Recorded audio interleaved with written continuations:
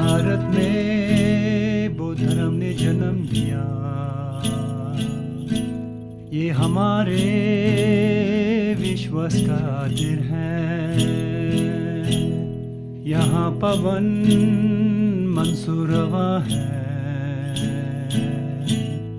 गंगा मैया है।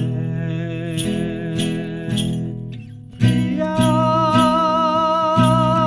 भारतीय मित्र, हम आपके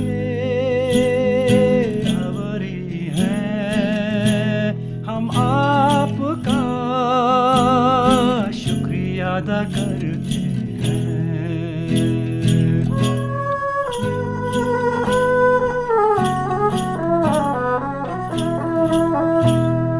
भारत में बौद्ध धर्म ने जन्म लिया,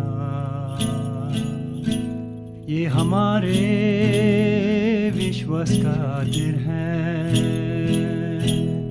यहाँ पवन मंसूरवा है, गंगा मैया है। प्रिया भारतीय मित्र, हम आपके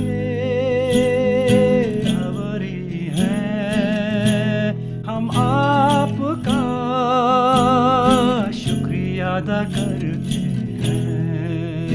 हम आपका शुक्रिया अदा करते हैं। हम आपका शुक्रिया अदा करते हैं। हम आपका शुक्रिया अदा करते हैं।